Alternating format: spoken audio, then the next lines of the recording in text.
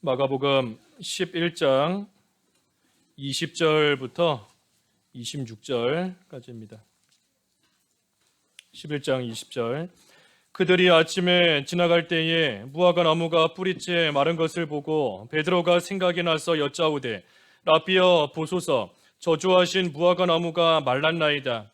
예수께서 그들에게 대답하여 이르시되 하나님을 믿으라. 내가 진실로 너희에게 이르노니 누구든지 이 산더러 들리어 바다에 던져지라 하며 그 말하는 것이 이루어질 줄 믿고 마음에 의심하지 아니하면 그대로 되리라.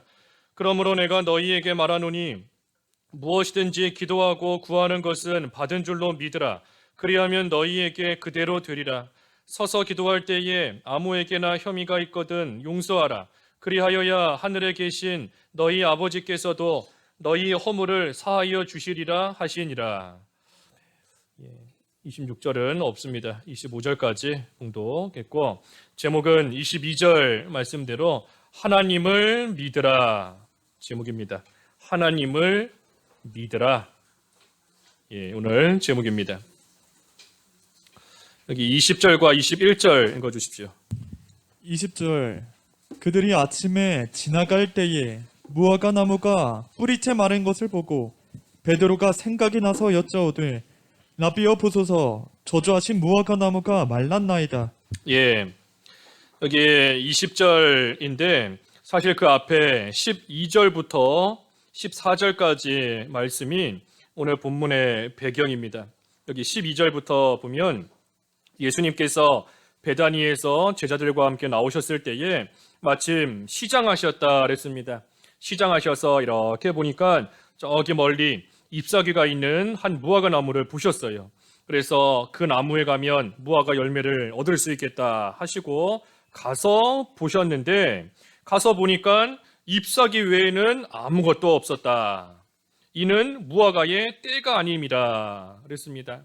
이게 무화과의 때가 아님이라 그랬는데 이 말씀의 뜻은 이 무화과를 추수할 때가 아니다 하는 겁니다. 만약에 지금 무화과를 추수할 때다라고 한다면 이 나무에 열매가 없는 것이 사람들이 추수해서 이미 다 따갔기 때문에 열매가 없다 할 터인데, 그것이 아니라 추수하는 때도 아닌데 열매가 없는 것을 보니 이 나무는 애초에 열매를 맺히지를 못한 겁니다. 처음부터 열매가 없었다는 거예요.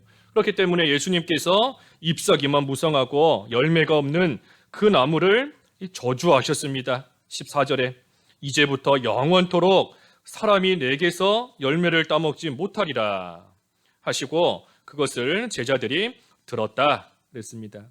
그리고 나서 오늘 본문 20절에 이어지는 겁니다. 아침에 지나갈 때에 무화과 나무가 뿌리채 마른 것을 보게 되었어요. 그때 베드로가 어제 예수님께서 하신 말씀이 생각이 난 겁니다. 그래서 예수님께 라비여 보소서, 저주하신 무화과 나무가 말랐나이다 하고 이 베드로가 예수님께 여쭌 겁니다. 이 베드로가 지금 예수님께 이처럼 말씀드리는 것은 이 예수님이 말씀하신 것처럼 정말로 무화과 나무가 뿌리채 말라 죽었기 때문에 그 일이 너무나 기이하고 너무나 이상하고 신기하고, 그래서 예수님께 지금 이 묻는 심정으로 어떻게 이런 일이 이루어졌습니까? 하는 그러한 심정으로 지금 베드로가 말한 겁니다. 그때 예수님께서 대답하셨어요. 22절 22절. 예수께서 그들에게 대답하여 이르시되 하나님을 믿으라. 예수님께서 그때 하나님을 믿으라 하고 대답을 하신 겁니다. 이 무화과 나무가 문제입니다. 뭐가 문제인가? 이 잎사귀가 무성하지만 사실 열매가 하나도 없는 것이 문제입니다. 이 무화과 나무는 그 나무를 잘 길러서 무슨 나무 가지를 가져다가 무슨 이런 의자를 만든다든지 건물을 짓는 데 쓴다든지 그런 용도로 심는 나무가 아닙니다. 무화과 나무를 심고 가꾸는 목적은 그 열매를 얻기 위한 것이 목적이에요. 그러니 무화과 나무에 열매가 잘 맺히도록 그 나무를 심고 그 나무를 잘 돌보고 물 주고 필요하면 비료도 갖다 주고 그러면서 이 나무를 잘 가꾸는데, 그 나무에 잎사귀는 무성한데 정작 열매가 하나도 없으니 그러니 이것이 문제인 겁니다. 열매가 아예 맺히지 않았다라고 한다면 잎사귀도 없었어야 돼요. 그런데 잎사귀는 지금 무성한 겁니다. 그러니 사람들이 볼 때에는 저 잎사귀가 무성한 무화과 나무, 저 나무에 가면 무화과 열매를 얻을 수 있겠다. 저 나무는 잎사귀가 저렇게 무성한 거 보니 열매를 많이 맺힌 그러한 나무인가 보다 하고 생각할 수 있지만 사실은 속는 겁니다. 속이는 거예요. 잎사귀가 많이 있음으로써 마치 열매가 두렁두렁 맺힌 것처럼 속이는 겁니다. 그렇기 때문에 열매도 없으면서 겉모습만 잎사귀를 잔뜩 가지고 있는 그러한 무화과 나무를 예수님께서 저주하셔서 그 나무의 뿌리채 다 말라버리게 하신 겁니다. 이 예수님께서 무화과 나무를 저주하셔서 뿌리채 마르게 하신 데에는 이 이유가 있습니다. 중요한 이유 두 가지가 있어요. 먼저는 뭔가? 먼저는 이 경고하시는 겁니다. 경고하시는 거예요. 뭐에 대한 경고인가? 열매 맺히지 못함에 대한 경고인 겁니다. 열매를 맺히지 못하는 그 결과가 어떠한가? 그것을 무화과 나무를 통해서 지금 예수님께서 경고하시며 깨닫게 하시는 겁니다. 이 무화과 나무 예수님이 저주하셨는데 우리가 오늘 본문을 통해서 예수님께서 무엇을 저주하셨는가? 또 저주하신 그 결과가 어떠한가? 그것을 우리가 좀 잘 주목해서 봐야 됩니다. 예수님께서 지금 무화과 나무를 저주하셨지만 사실 그 나무만 저주하신 게 아닙니다. 사실은 그 나무를 저주하셔서 마르게 하시는 이 사건을 통해 이스라엘, 유대 백성들, 유대인들을 하나님께서 경고하시는 겁니다. 마치 이 무화과나무 같이 유대인들이 겉으로는 화려하고 겉으로는 형식을 다 갖추고 외식적인 그러한 모습으로 하나님을 섬긴다 하며 지금 하고 있어요. 잎사귀가 풍성한 겁니다. 겉으로 볼 때는 잎사귀가 아주 무성하게 있는 거예요. 하지만 정작 하나님께서 받으실 만한 열매는 하나도 없는 겁니다. 열매가 없어요. 그러니 겉으로는 하나님을 섬긴다, 겉으로는 믿는 생활한다, 겉으로는 열심히 한다 하고는 있지만 정작 중요한 그 열매를 하나도 맺히지를 못하고 있는 겁니다. 그렇기 때문에 그것을 깨닫게 하시기 위해서 예수님께서 이 무화과 나무, 열매 없는 무화과 나무를 지금 다 말라버리게 예수님께서 하신 겁니다. 우리 하나님께서는 복 주시는 하나님이 분명합니다. 하나님은 우리에게 복 주시는 분이에요. 하지만 한편으로 저주하시는 하나님이십니다. 이 저주라는 말이 참 무섭기도 하고 또 하나님의 성품에 비추어 봤을 때 뭔가 맞지 않는 단어인 것 같다 하는 생각이 들 수 있지만 성경에서 분명히 저주하신다, 하나님께서 저주하신다 하는 말이 여러 군데 나옵니다. 여러 군데. 신명기 하나만 봐도 여러 군데 나와서 하나님이 저주하신다. 복과 저주가 너 앞에 있다. 신명기 11장에도 그러셨고 신명기 28장에도 복이 너를 따라온다. 하지만 그 뒤에 가면 저주가 너를 따라온다 하며 복 주시는 하나님이시지만 한편으로 저주를 내리시는 또한 하나님이시다 하는 거 분명히 성경을 통해 우리에게 말씀해 주고 계시는 겁니다. 그래서 하나님께서는 저주를 내리시는 하나님이세요. 저주하신 하나님. 특별히 누구를 저주하는가? 열매 맺지 못하는, 열매 맺지도 못하면서 이 무화과 나무같이 잎사귀만 내고 있는, 그래서 남들을 속이는, 남들이 볼 때에는 저 사람 참 신실한 사람이다, 저 사람 참 믿는 생활 열심이다, 저 사람 참 된 사람이다, 괜찮은 사람이다 하지만 가까이 가서 보니 열매가 하나도 없는 겁니다. 멀리서 볼 때에는 아주 주렁주렁 열매가 맺힌 것 같고 아주 잎사귀가 풍성하고 무성하게 나 있는 것 같지만 가까이 가서 하나하나 살펴보니까 따먹을 수 있는 열매가 하나도 없어요. 단 하나도 없는 겁니다. 그러니 그런 자를 저주하시는 겁니다. 특별히 열매를 맺혀야 되는데 열매가 왜 맺히지를 않는가? 열매가 왜 없는가? 이 먼저는 애초에 불신자였기 때문입니다. 애초에 처음부터 불신자였기 때문에 열매가 없는 거예요. 요한복음 6장 64절. 요한복음 6장 64절. 64절.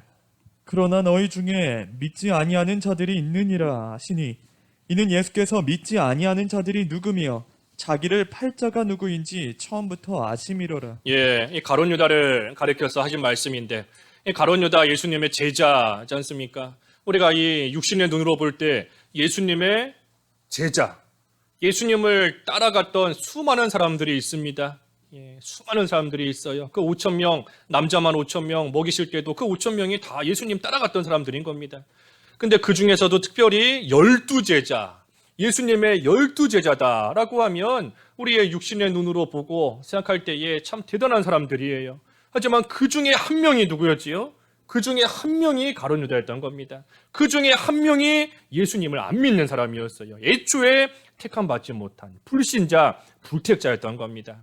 그러니 겉으로 볼 때에는 잎사귀가 아주 화려하고 잎사귀가 아주 많이 맺혀 있지만 정작 열매가 하나도 없습니다. 있을 수가 없어요. 왜? 애초에 불신자였기 때문인 겁니다. 오늘날도 마찬가지입니다. 교회에 오고 예배 참여하고 봉사하고 겉으로 볼 때에는 똑같아 보이지만 사실 그 가운데 가라지와 같은 믿지 않는 불신자가 섞여 있습니다. 오늘날도 섞여 있는 거예요. 그래서 그러한 불신자에게서는 아무리 기대한다 할지라도 열매가 맺힐 수가 없습니다. 애초에 열매를 맺을 수가 없는 거예요. 그래서 왜 열매가 맺히지 않는가? 불신자이기 때문이고, 또 한편으로는 신자다라고 할지라도 이 죽은 믿음이기 때문에 맺히지 못하는 겁니다. 죽은 믿음. 야고보서 2장 마지막 절 한번 읽어봐 주시죠. 야고보 2장 마지막 절. 26절. 영혼 없는 몸이 죽은 것 같이 행함이 없는 믿음은 죽은 것이니라. 예, 영혼 없는 몸이 죽은 것 같이 행함이 없는 믿음은 죽은 것이다. 우리 몸, 죽은 사람도 이 육신, 몸, 우리와 똑같이 생긴 몸이 있지 않습니까? 예, 몸이 있어요. 하지만 영혼이 없기 때문에 죽은 몸인 겁니다. 마찬가지로 믿는다 하면서 행함이 없는 믿음, 죽은 믿음이에요. 죽은 믿음인 겁니다. 그 영은 살아있다. 예수님을 믿음으로 말미암아 살아있다 할지라도 그 사람에게서 참으로 행함이 나오지 않으면 이 불신자와 똑같은 모습이 되는 겁니다. 분명히 살아는 있어요. 분명히 하나님께서 택하셔서 거듭나게 하시고 그 영이 살아는 있지만 하지만 행함이 없는 사람, 불신자와 다를 바 하나도 없이 세상에서 살아갑니다. 그러니 열매가 맺힐 수가 없습니다. 좋은 열매 맺히지 않는 나무마다 도끼가 나무 뿌리에 놓여 있다 그랬습니다. 마태복음 3장 8절에 이미 도끼가 나무 뿌리에 놓여 있으니 좋은 열매를 맺히지 못하는 나무마다 찍혀 불에 던져질 것이다. 도끼가 놓여 있는 줄 알아야 됩니다. 하나님께서 지금은 우리를 기다리고 계세요. 도끼를 뿌리에다가 딱 올려놓고 기다리시는 겁니다. 이 나무를 내가 지금까지 이렇게 길러주고 이렇게 보살펴주고 때를 따라 돕는 은혜로 이만큼 길러줬는데 열매가 없구나. 열매가 맺히지 못하면 그 뿌리 위에 놓여있는 도끼를 집어서 이제는 나무 다 찍어버리는 겁니다. 찍어서 불 속에 던지운다. 그러니 애초에 불신자, 열매를 맺을 수 없는 불신자는 영원한 지옥 형벌에 던져지는 것이고 신자다라고 할지라도 열매 맺지 못하는, 다시 말해 죽은 믿음으로 살아가는 그러한 신자, 이 세상에서 망하는 겁니다. 쫄딱 망해요. 쫄딱. 쫄딱 망하는 겁니다. 불 가운데서 받은 구원과 같이 그 영은 믿음으로써 살아있으니 그 영혼은 천국 가는 거지만 그 육신은 이 세상에서 불신자와 다를 바 없이 열매 없이 살아갔으니 하나님께서 불에 던지시는 거예요. 던지시는 겁니다. 그러니 완전 망하는 거죠. 쫄딱 망하고 그 영혼만 구원받아 천국 가는 겁니다. 그래서 열매 맺히는 그러한 생활이 되어야 됩니다. 우리를 믿는 자로 삼아주셨고 우리 지난주 말씀처럼 우리를 선한 일을 열심히 하는 하나님의 친백성으로 삼아주시고 우리를 오늘까지 양육해 주셨는데 또 지금도 우리를 길러가고 계시는데 우리가 그 은혜 가운데 살아가면서 우리에게서 열매가 맺혀야 되는 것이 당연한 겁니다. 하나님의 은혜 가운데 살아가는 자에게서는 열매가 당연히 나오게 되어 있는 겁니다. 열매가 맺혀야 되는 거예요.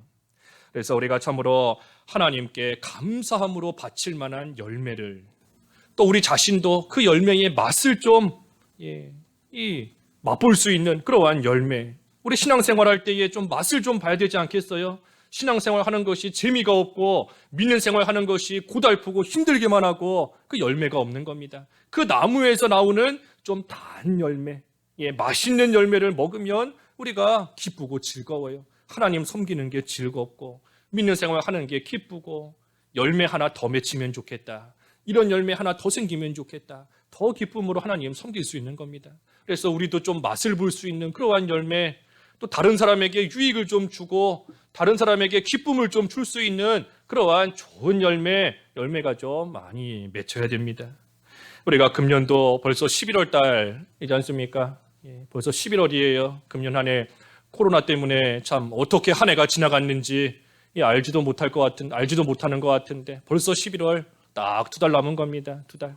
11월인데 열매를 좀 맺혔는가?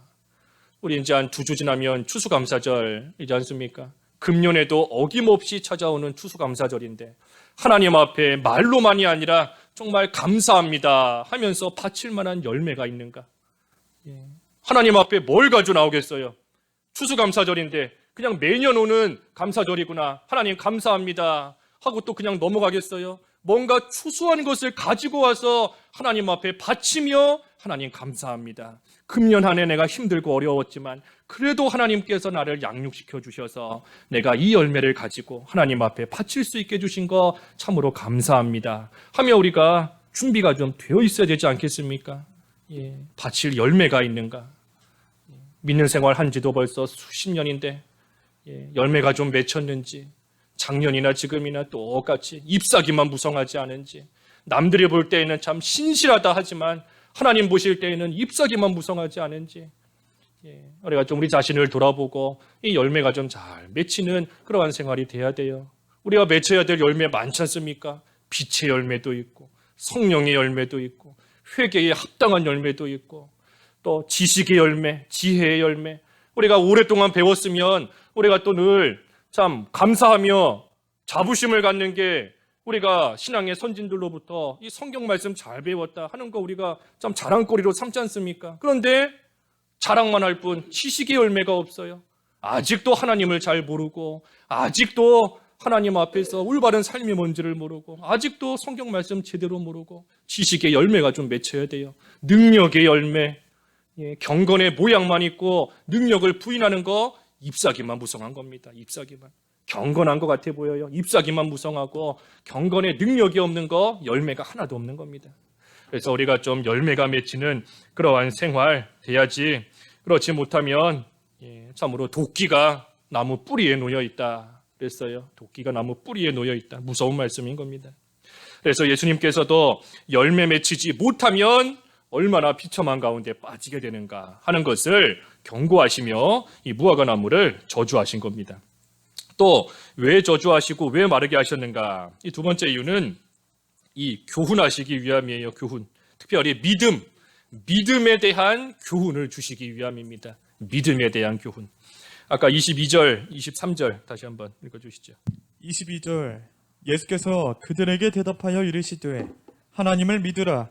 내가 진실로 너희에게 이르노니 누구든지 이 산더러 들리어 바다에 던져지라 하며 그 말하는 것이 이루어질 줄 믿고 마음에 의심하지 아니하면 그대로 되리라. 이 제자들이 볼 때는 어떻게 이 무화과 나무가 하루 사이에 말라버리고 순식간에 죽었는지 참으로 놀랄만한 일입니다. 하지만 그때 예수님께서는 하나님을 믿으라. 하나님을 믿으라. 그러시면서 진실로 너희에게 이르노니 누구든지 이 산더러 들리어 바다에 던져지라 하며 그 말하는 것이 이루어질 줄 믿고 마음에 의심하지 아니하면 그대로 되리라. 그래서 하나님을 믿으면 이 무화과 나무에게 일어난 지금의 이 일뿐만이 아니라 이 산이 들려서 바다에 던져지는 그러한 일도 할 수 있다 하고 지금 말씀하십니다. 하나님을 믿으라. 이 믿음이 중요합니다. 믿는 게 중요해요. 왜냐하면 믿음이 있어야 열매를 맺힐 수 있습니다.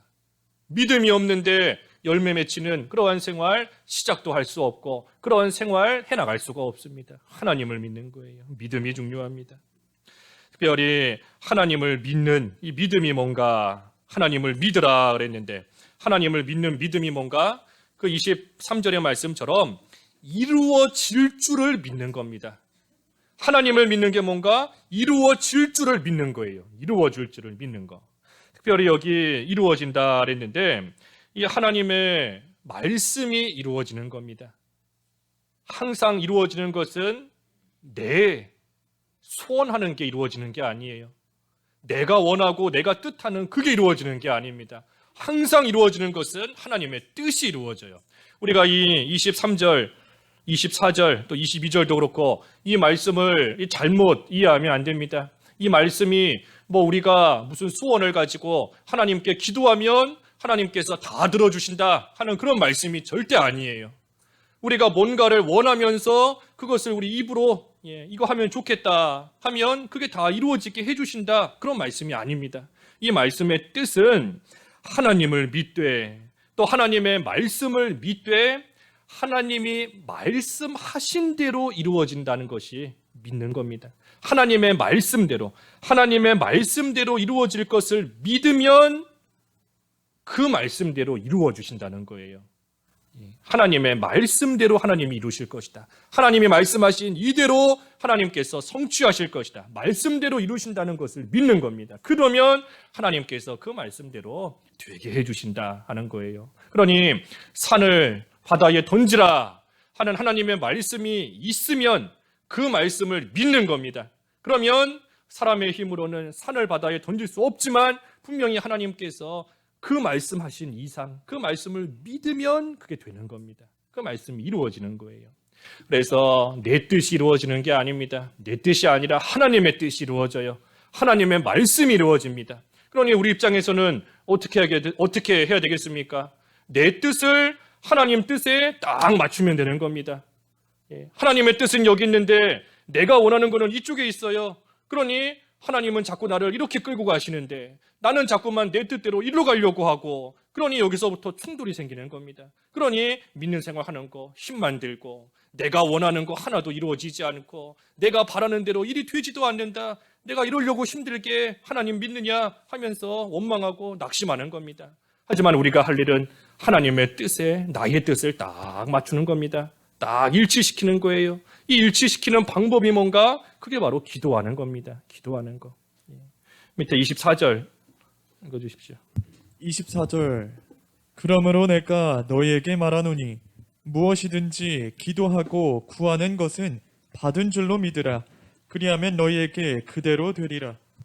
이 기도 무엇이든지 기도하고 구하는 것은 받은 줄로 믿으라. 그리하면 너희에게 그대로 되리라. 그랬습니다. 여기 기도는 내가 원하는 내 소원을 하나님께 구하는 게 기도 아닙니다. 그 기도 아니에요.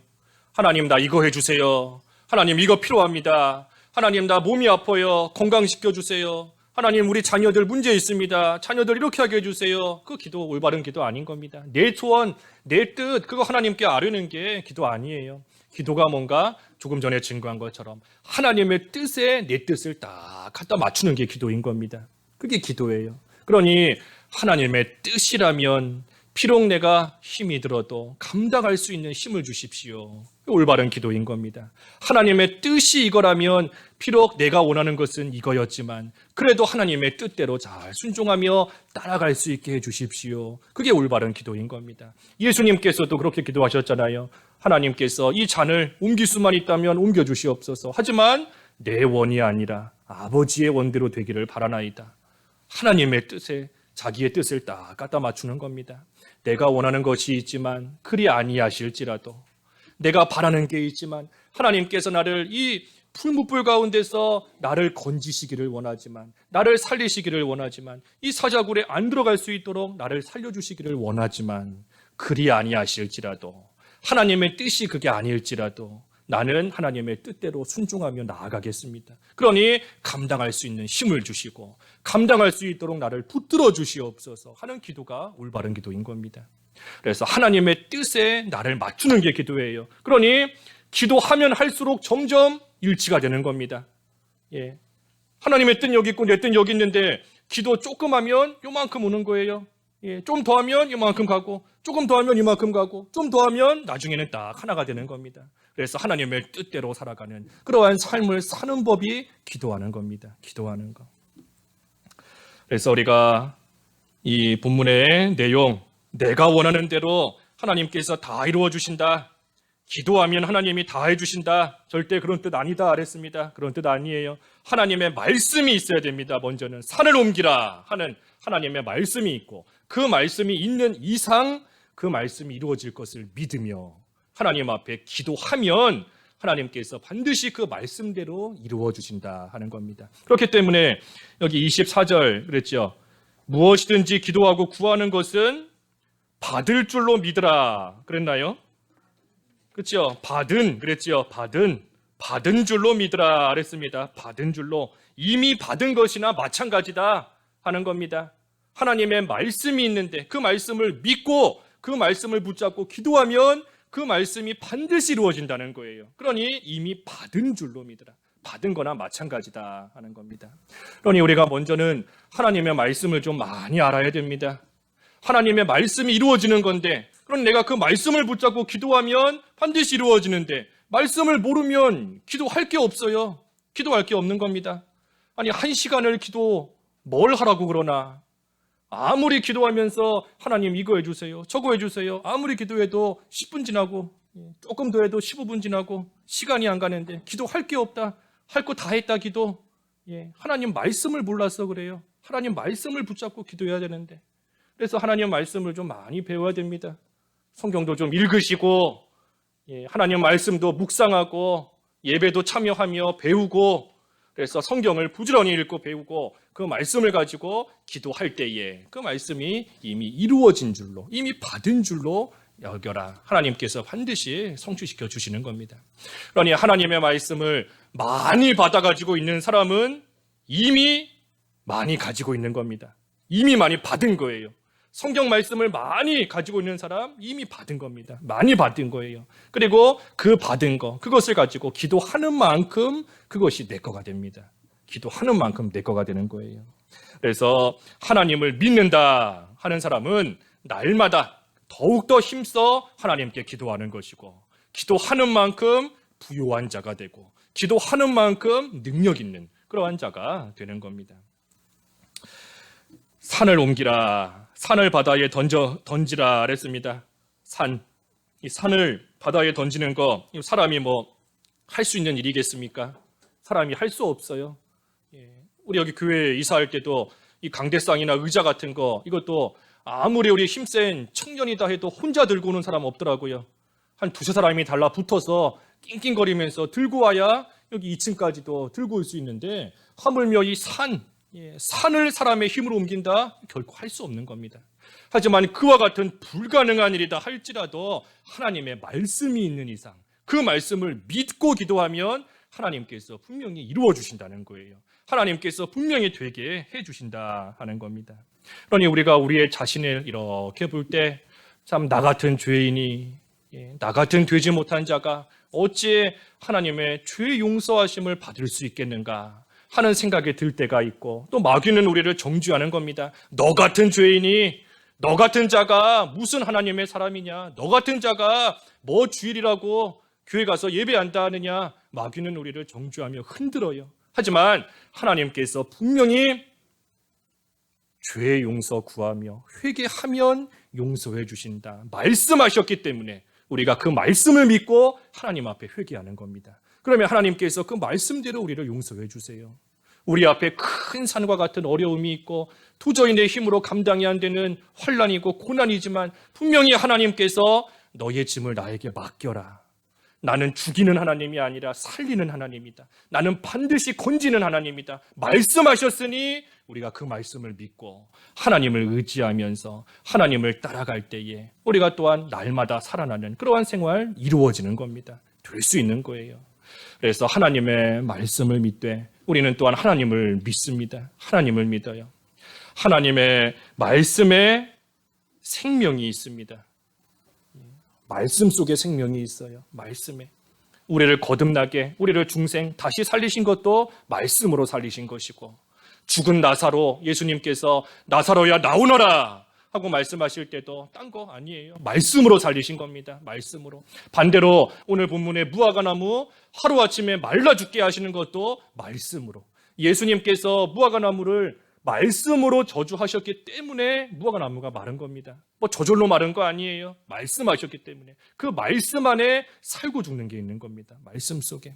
그러니 우리가 하나님의 말씀을 믿으면 그 생명이 내 거가 됩니다. 말씀에 있는 생명이 내 거가 돼요. 그러니 우리가 하나님을 말씀을 믿으면 날마다 생명 있는 삶을 살 수 있는 겁니다. 세상은 여러 가지 환란, 코로나로 인하여서 또 코로나 끝나고 나면 우리가 모르긴 몰라도 언젠가 또 다른 질병 또 생길 겁니다. 또 다른 환란 또 생길 거예요. 하지만 육신적으로 힘이 들어도 말씀의 생명이 있고 그 말씀을 믿고 붙잡음으로써 그 생명으로 우리는 살아가는 겁니다. 그래서 하나님의 말씀을 믿고 그 말씀이 이루어질 것을 믿고 그 말씀을 우리에게 주시는 하나님을 우리는 믿는 겁니다. 믿음이 뭔가? 믿음. 하나님을 믿는다 그랬는데 믿음. 세 가지 면이 있어요. 믿음도 지, 정, 의 그 세 가지 면이 있습니다. 지, 정, 의. 우리 회개도 지, 정, 의 세 가지 면으로 회개하는 거지만 믿음도 마찬가지예요. 이 지는 지식적인 겁니다. 지식적으로 인정하고 동의하는 것이 믿음이에요. 지식적으로 인정하는 겁니다. 예수님께서 나사로를 살리셨다. 우리 이 가운데서 예수님이 죽은 나사로 살리신 거 실제 눈으로 본 사람 아무도 없지 않습니까? 무화과 나무가 하루아침에 말라버린 거 우리 실제로 본 사람 아무도 없어요. 하지만 성경을 통하여 우리에게 기록해 주신 것을 우리가 지식적으로 인정하는 겁니다. 동의하는 거예요. 아, 그때 무화과 나무가 말랐구나. 아, 그때 홍해바다가 갈라졌었구나. 그때 해와 달이 멈췄었구나. 그것을 지식적으로 우리가 동의하는 것이 믿음입니다. 인정하는 게 믿음이에요. 지식적으로 볼 때에는. 또 감정적으로 볼 때에는 하나님을 신뢰하고 의지하는 겁니다. 그게 믿음이에요. 하나님을 의지하고 하나님을 신뢰하는 겁니다. 그 병든 여자가 예수님의 옷자락이라도 잡으면 병이 낫겠다. 믿음을 가진 겁니다. 그 믿음을 가지고 어떻게 했지요? 지식적으로는 동의하는 거지요. 내가 예수님께 나아가면 이 병에서부터 고침을 받는다. 하지만 알기만 하고 머물러 있는 게 아닙니다. 실제로 자기가 아는 것처럼 인정하는 대로 예수님께 찾아가는 거예요. 그래서 어떻게 하든 예수님의 옷이라도 붙잡겠다 하는 그러한 심정으로 나아가는 겁니다. 그래서 믿음이 뭔가? 하나님을 신뢰하고 하나님을 의지하는 겁니다. 홍해바다 갈라주신다. 홍해바다 마른 땅으로 건너가게 하신다. 하나님을 인정하고 하나님의 말씀을 인정하고 하나님을 의지하는 거예요. 의지하며 가는 겁니다. 그래서 우리가 많이 배웠지 않습니까? 이스라엘 백성들이 마른 홍해바다 건너갈 때에도 뭐라고 하면서 건너가야 된다 그랬죠? 그렇죠? 믿습니다 하면서 옆에 막 바닷물이 벽처럼 쌓여 있어도 그거 보고 두려워하면 안 돼요. 하나님을 의지하면서 하나님을 신뢰하면서 마른 땅으로 이 홍해바다 끝까지 건너가게 하실 것이다 하는 것을 신뢰하고 믿으며 믿습니다 하면서 한 발자국 한 발자국 걸어가는 거지 않습니까? 그게 바로 믿음이에요. 하나님을 의지하는 겁니다. 신뢰하는 거예요. 그리고 마지막으로 지정의, 의의 면으로 볼 때에는 참고 견디는 게 믿음입니다. 참고 견디는 거. 견디는 게 믿음이에요. 끝까지 참고 끝까지 견디는 거. 인내하는 게 믿음입니다. 인내하는 거. 우리 하바국 2장 4절 한번 읽어봐 주십시오. 구약성경 하바국 2장 4절. 4절. 보라, 그의 마음은 교만하며 그 속에서 정직하지 못하나 의인은 그의 믿음으로 말미암아 살리라. 의인은 그의 믿음으로 말미암아 살리라. 또 로마서 1장 17절에 보면 오직 의인은 믿음으로 말미암아 살리라 그랬는데 우리는 의인입니다. 예수님을 믿음으로 말미암아 우리는 다 의인의 신분을 가지고 있어요. 우리가 살아가는 것이 뭔가? 믿음으로 살아갑니다. 우리는 믿음으로 살아가요. 특별히 이 하바국서에서 말하는 그 믿음으로 살리라. 그 믿음이 뭔가? 그 믿음이 참고 견디는 믿음입니다. 이 하바국 선지자가 하나님께 항의하는 내용이 하바국 1장과 2장 초에 나옵니다. 왜 항의하는가? 유다 백성들이 하나님 앞에 범죄함으로 하나님께서 그 심판의 도구로 지금 바벨론을 사용하시는 거예요. 그런데 하바국이 볼 때에는 유다 백성이 물론 잘못은 했지만 하바국 볼 때에는 바벨론 그 백성들이 더욱더 악한 겁니다. 더욱더 악해요. 아무리 유대인들이 죄를 지었지만 바벨론 사람들보다는 그래도 선한 면이 있는데 하나님께서 언제까지 바벨론을 통해서 이 유대인들을 핍박을 받게 하시는, 심판받게 하시는 그 일을 도대체 언제까지 하실 건가? 하나님께서 유대인들을 이처럼 심판하신다면 더 악한 바벨론은 하나님께서 더 크게 심판하셔야 되는 거 아닌가? 그런데 왜 바벨론은 멀쩡히 내버려 두시고 우리만 이렇게 죽도록 고생하게끔 이렇게 힘들게 내버려 두시는가 하며 하박국 선지자가 하나님께 항의하는 겁니다. 그때 하나님께서 말씀하시는 거예요. 의인은 믿음으로 말미암아 산다. 의인은 믿음으로 산다. 하나님의 말씀 분명히 지체되지 않는다. 하나님께서 분명히 바벨론을 심판하시고 분명히 하나님의 백성, 유대 백성들을 건지시는 그 일 하나님께서 머지않아 금방 하실 것이다. 그러니 그때까지 참고 견뎌라. 참고 견디는 그 믿음으로 살아갈 수 있는 것이다 하고 말씀하시는 겁니다. 오늘날 우리도 마찬가지인 것 같아요. 우리가 이 코로나로 인해서 참 금년 한 해 얼마나 많은 고생을 하고 있어요. 하나님 앞에 나와서 이 예배하는 것조차도 참 힘들고 어렵다는 거, 무슨 뭐 전쟁이 나지 않는 이상 우리가 상상도 못할 그러한 일이었는데 이게 한 1년 정도의 시간 동안 지금 이렇게 되고 있는 거지 않습니까? 하지만 그 가운데서도 우리는 믿음으로 살아가는 겁니다. 믿음으로.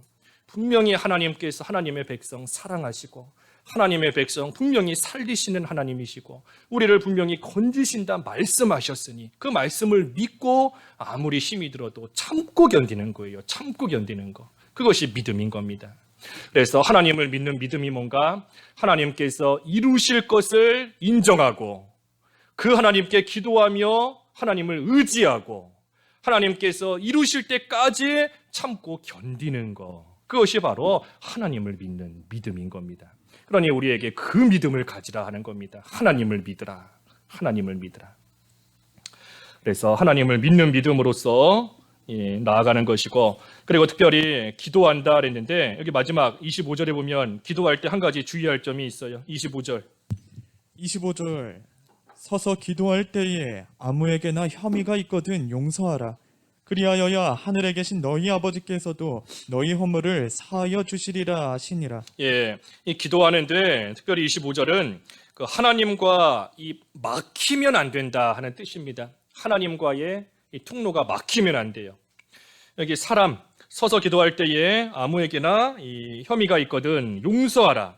그리하여 하늘에 계신 너희 아버지께서도 너희 허물을 사하여 주시리라 하시니라 그랬습니다. 우리가 다른 사람의 허물을 용서해 주지 않으면 그 사람과 막힙니다. 그 사람과 막혀요.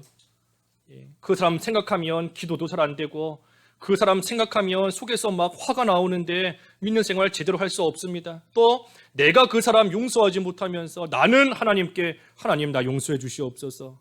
내가 그 사람 불쌍히 여기지 못하면서 나는 하나님께 긍휼히 여겨 주시옵소서. 그런 기도 나올 수 없어요.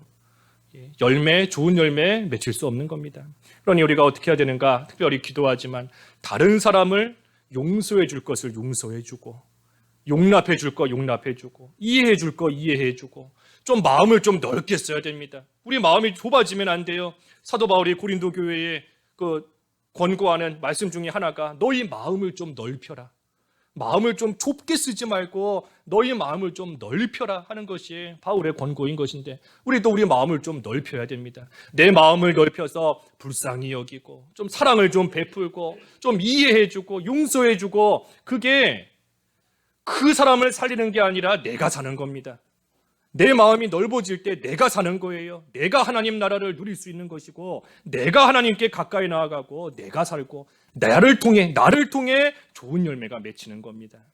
그래서 우리 마음을 좀 넓게 해야 하나님의 은혜도 풍성히 받을 수 있어요. 하나님 앞에 나올 때 무슨 그릇 같은 것도 뭐 요만한 밥그릇 하나 가져 나온다. 그거밖에는 못 받는 겁니다. 하지만 막 이만한 커다란 무슨 대야 같은 큰 거 가지고 오면 또 거기에 가득 받을 수 있는 거예요. 우리의 마음도 마찬가지인 겁니다. 우리 마음을 좀 넓히면 넓히는 만큼 하나님께서 이 넓은 거 분명히 은혜로 채워주세요.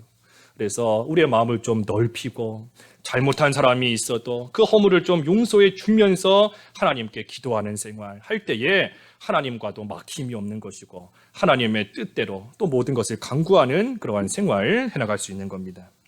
그래서 오늘 예수님께서 말씀하신 거 이 두 가지 의미입니다. 하나는 잎사귀만 무성한 나무 되지 마라 하는 겁니다. 열매는 하나도 없고 잎사귀만 무성해서 사람을 속이는 외식적이고 남들 볼 때만 잘하는 것 같은, 하지만 하나님이 찾으시는 열매 단 하나도 맺히지 못하는 그러한 생활 하지 말라는 거예요. 잎사귀만 무성한 나무 되지 말라 하시는 것이고, 또 한 가지는 하나님을 믿으라 하는 겁니다. 하나님을 믿으라.